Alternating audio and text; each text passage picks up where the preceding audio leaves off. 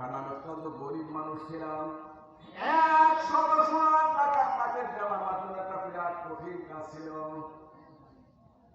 আমি কথা শোনার পরে মনে মনে চিন্তা করলাম, গুণের দাবি কিন্তু 100 স্বর্ণের টাকা যদি আমি দিতে পারি, তাহলে আমি তো একবার মনে করেছিলাম আমার জন্য ফ্রি হয়ে যাবে আমার বোন।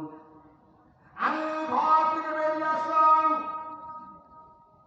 ঘর থেকে বেরিয়ে যে প্রতিজ্ঞা করে আমি বাড়ি থেকে বাইরে চলে গেলাম, 100 স্বর্ণের টাকা যতদিন পর্যন্ত আমি সংগ্রহ করতে না পারবো ততদিন পর্যন্ত বাড়িতে আর ফিরব না।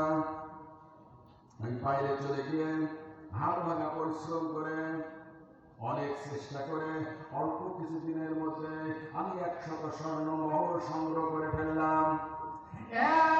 100 স্বর্ণ আমি একটা পুটলায় বেঁধে নিয়ে বাড়ি ফিরে আসলাম। বোনকে স্বর্ণের পুটলাটা দেওয়ার জন্য সুযোগ আবার খুঁজতে লাগলাম। সুযোগ পেয়ে গেলাম, দেখলাম বোন আমার ঘরে বসা আছে। আমি ঘরের মধ্যে বললাম, স্বর্ণের 100 স্বর্ণের উপরের পুটলাটি আমি আমার বোনের দিকে টান দিয়ে ফেলে দিয়ে বললাম, বোন এই যে তোমার দামি 100 স্বর্ণ মোহর, এখন তুমি বলো কোন সময় কখন আমার সঙ্গে তুমি নিরালা নির্জনে একটু সময় দিতে পারবা? আমার বোন সঙ্গে সঙ্গে টাকার পুটলাটি নিয়ে আমার দিকে ছুঁড়ে ফেলে দিল।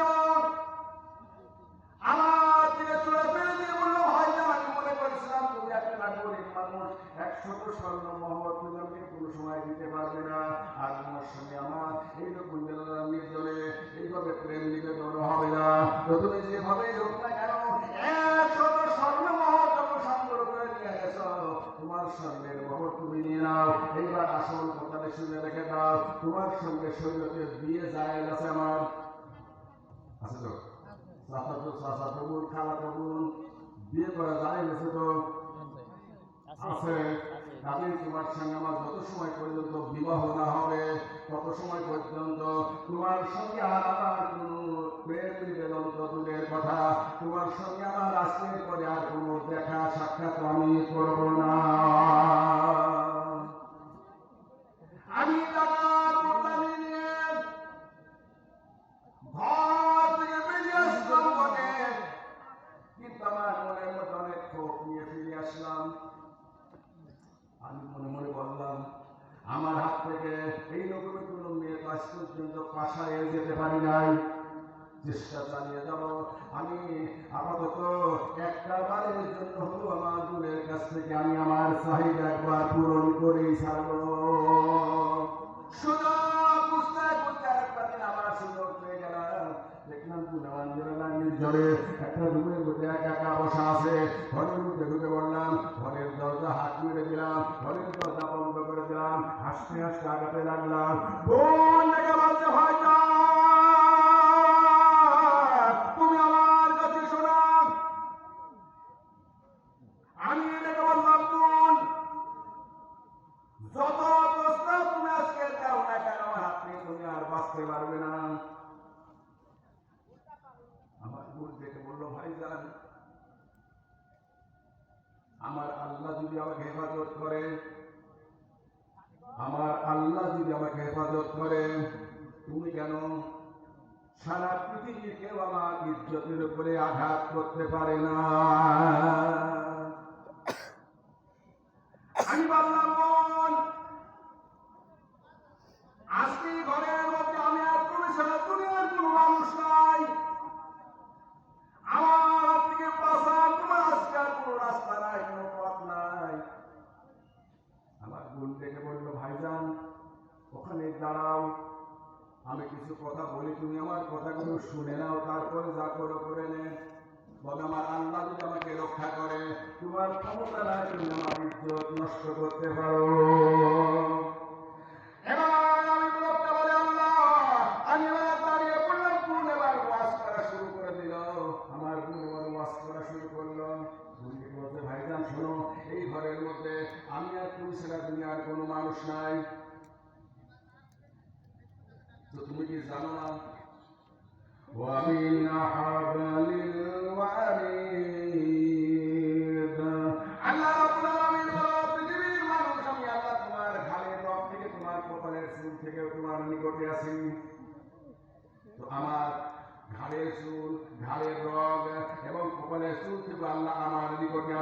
তোমার ঘরে দাগ এবং কোমরের চুল থেকে আল্লাহ কি করতে আছে, তো আল্লাহ তোমার এবং আমার পাশে থাকবে। আর তুমি কি চাও সেই আল্লাহর সামনে তুমি আর আমি প্রেম নিবেদন করবো, এটা কি তুমি চাও? আল্লাহ রাব্বুল আলামিন বলেছেন ইন্নাল্লাহ আলা কুল্লি শাইইন বাসীর। আল্লাহ বলে পৃথিবীর মানুষ সমস্ত যা যেখানে হয় সব আমি আল্লাহ দেখি। আমার গুণ থেকে বলতে ভাইজান শোনো, আমি আর তুমি প্রেম নিবেদন করবো আর আল্লাহ দেখবে তুমি এটা চাও। এই সামান্য সময় তোমার সঙ্গে আমার প্রেম নিবেদন হয় বা 5 মিনিট হবে, নাই 10 মিনিট হবে, নাই 1 ঘন্টা, নাই 1 ঘন্টা হবে। এই 1 ঘন্টার বিনিময়ে আল্লাহ রাব্বুল আলামিন জাহান্নামের মধ্যে আমার আর তোমার কি শাস্তি দেবে তা কি তুমি শোনো নাই, তা কি তুমি জানো না? আল্লাহ নবী জনাবে মুহাম্মদুর রাসূলুল্লাহ সাল্লাল্লাহু আলাইহি ওয়াসাল্লাম হাদিস শরীফের মধ্যে বর্ণনা করেছেন, কোন জিনাকারী যখন জাহান্নামে যাবে আল্লাহ রাব্বুল আলামিন ওই পুরুষের জন্য একটা আগুনের মেয়ে ছেলে তৈরি করে দেবেন, আর ওই মেয়ে ছেলের জন্য আগুনের পুরুষ তৈরি করে দেবেন। জাহান্নামের মধ্যে মেয়েটাকে আগুনের পুরুষ দিয়ে জড়িয়ে ধরবে, মেয়েটি চিৎকার করে কান্নাকাটি করতে থাকবে। আর ওই পুরুষটাকে আগুনের তৈরি করা মেয়েটা গিয়ে জড়িয়ে ধরবে, পুরুষটা এইভাবে চিৎকার করতে থাকবে। কোন বলতে ভাইজান এই সামান্য সময়ে প্রেম নিবেদনের বিনিময়ে এই রকমের কঠিন আযাব কঠিন শাস্তি হবে, এটাকে তুমি ধৈর্য করো, তুমি কি মেনে নিচ্ছ? আর আল্লাহ দেখছে এভাবে তুমি মেনে নিচ্ছ। লক্ষ্মী বলে রাব্বুল আলামিন এইভাবে আমার বোন অনর্গল ওয়াজ করে যেতে লাগলো, কিন্তু আমার বোনের কোনো কথাই আমার অন্তরের মধ্যে রেখাপাত করছে না। একটা জিনিস একটা কথা আমার অন্তরের মধ্যে এমন ভাবে আঘাত করেছে, এমন ভাবে রেখাপাত করেছে, আল্লাহ তুমি দেখে ফেলেছ, আল্লাহ তুমি দেখে ফেলছো। এইটা আমার অন্তরের মধ্যে এমন ভাবে রেখাপাত করেছে, আমি আমার বোনের দিকে আগাতে পারছি না। শেষ পর্যন্ত আমি ওই ঘরের দরজার হাত খুলে ফেলে দিয়ে ওই ঘর থেকে বেরিয়ে চলে আসছিলাম। আল্লাহ একমাত্র তোমার ভয়ে আমি প্রেম নিবেদন করবো, আর আল্লাহ তুমি তা দেখবা, এটা আমি সহ্য করতে পারি নাই, এটা আমার অত্যন্ত ভীতি তৈরি করে ফেলেছে। আল্লাহ ওই ঘর থেকে বেরিয়ে চলে আসছি, আজ পর্যন্ত ওই বোনের সাথে আমি আর কোনদিন দেখা পর্যন্ত করি নাই। আল্লাহ তুমি বলেছ ইন্নামাল মুমিনুনা আল্লাযীনা ইযা যুকিরাল্লাহু ওয়াজিলাত কুলুবুহুম। আল্লাহ তুমি বলেছ হয়তো প্রকৃতপক্ষে মুমিন যারা আল্লাহর নাম শোনার পরে, যারা আল্লাহর কথা শোনার পরে যাদের অন্তরের মধ্যে ক্রন্দন সৃষ্টি হয়, যাদের অন্তরের মধ্যে ভীতি তৈরি হয়, যাদের অন্তরের মধ্যে আল্লাহর ভয় তৈরি হয়, আল্লাহ ওই দিন আমি আমার বোনকে স্পর্শ না করে ঘর থেকে বেরিয়ে চলে আসছিলাম। আল্লাহ এইটা যদি তুমি ভালো কাজ বলে মনে করো, তাহলে আজকের এই কঠিন বিপদ থেকে আল্লাহ তুমি আমাদের বাঁচার ব্যবস্থা করে দাও। আল্লাহ নবী জনাবে মুহাম্মদুর রাসূলুল্লাহ সাল্লাল্লাহু আলাইহি ওয়াসাল্লাম হাদিস শরীফের মধ্যে বর্ণনা করেছেন, পাথরের টুকরা দিয়ে 2 অংশ লেগেছিল গুহার, সঙ্গে সঙ্গে আরো এক অংশ ফাঁকা হয়ে গেল। বলুন সুবহানাল্লাহ।